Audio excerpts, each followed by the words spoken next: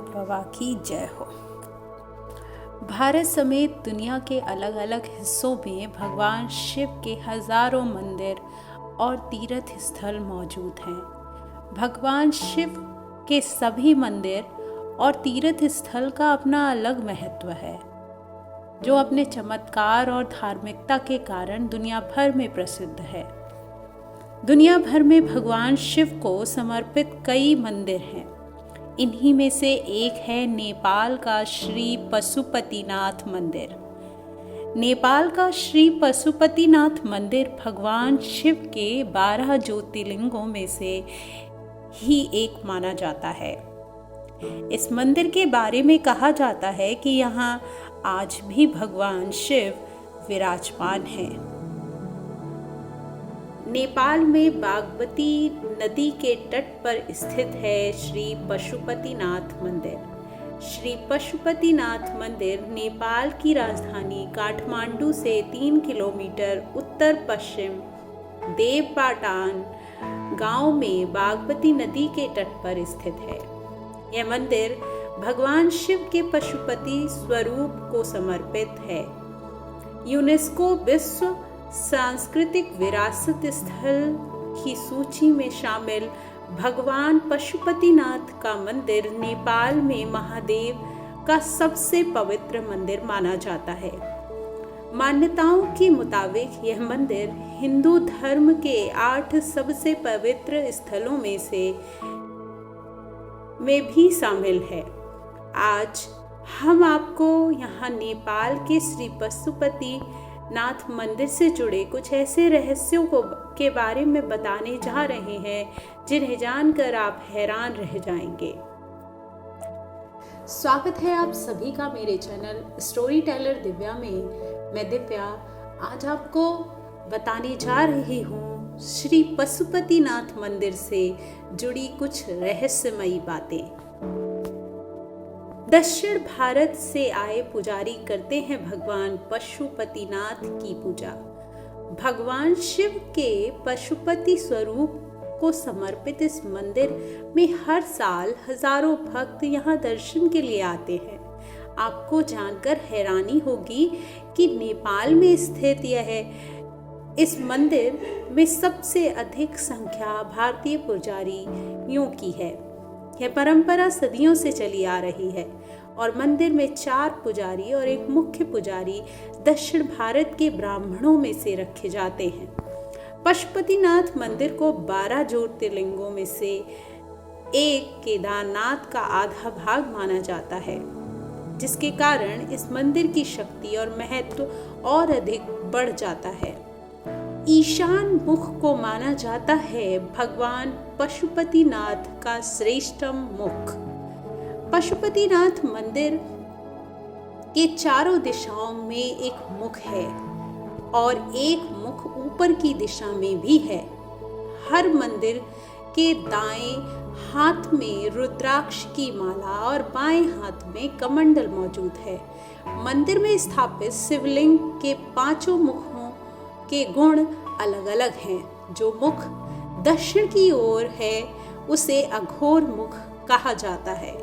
पश्चिम की ओर मुख को सघोजात, पूर्व और उत्तर की ओर मुख को तत्व पशु और अर्धनारीश्वर कहा जाता है और जो मुख ऊपर की ओर है उसे ईशान मुख कहा जाता है। यह निराकार मुख है। यही भगवान श्री पशुपतिनाथ का श्रेष्ठतम मुख माना जाता है। श्री पशुपतिनाथ मंदिर में स्थित शिवलिंग बहुत ही कीमती और चमत्कारी है। माना जाता है कि यह शिवलिंग पारस के पत्थर से बना है। अब पारस के पत्थर के बारे में तो हम सभी जानते हैं कि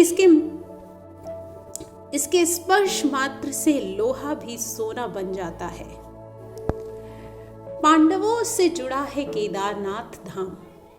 इस मंदिर में भोलेनाथ के प्रकट होने के पीछे भी एक अद्भुत पौराणिक कथा है।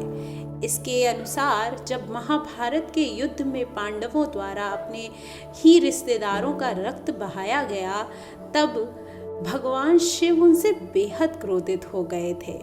श्री कृष्ण के कहने पर वे भगवान शिव से माफी मांगने के लिए निकल पड़े। गुप्त काशी में पांडवों को देखकर भगवान शिव वहां से विलुप्त होकर एक अन्य स्थान पर चले गए। उस स्थान को आज केदारनाथ धाम के नाम से जाना जाता है। केदारनाथ में स्थित है भगवान शिव का देह। भगवान शिव का पीछा करते हुए पांडव केदारनाथ भी पहुंच गए थे, लेकिन भगवान शिव उनके आने से पहले ही भैंस के रूप लेकर वहां खड़े भैंसों के झुंड में शामिल हो गए। पांडवों ने महादेव को पहचान तो लिया, लेकिन भगवान शिव भैंस के ही रूप में भूमि में समाने लगे। इस दौरान भीम ने अपनी ताकत के बल पर भैंस रूपी महादेव की गर्दन से पकड़कर धरती में समाने से रोक दिया। भगवान शिव को अपने असल रूप में आना पड़ा और फिर उन्होंने पांडवों को क्षमादान दे दिया, लेकिन भगवान शिव का मुख तो बाहर रह गया, लेकिन उनका देह केदारनाथ पहुंच गया था। जहां उनका देह पहुंचा वह स्थान केदारनाथ और उनके मुख वाला स्थान पशुपतिनाथ के नाम से प्रसिद्ध हुआ। पशुपतिनाथ मंदिर में मौजूद है भगवान शिव का भैंस रूपी सिर। पशुपतिनाथ मंदिर को लेकर मान्यता है कि अगर आपने पशुपतिनाथ मंदिर के दर्शन किए तो इसका पूरा पुण्य पाने के लिए आपको केदारनाथ धाम भी जाना होगा, जहां आपको महादेव के दर्शन करने होंगे। आपको बता दें कि पशुपतिनाथ मंदिर में भैंस के सिर और केदारनाथ में भैंस की पीठ के रूप में शिवलिंग की पूजा की जाती है।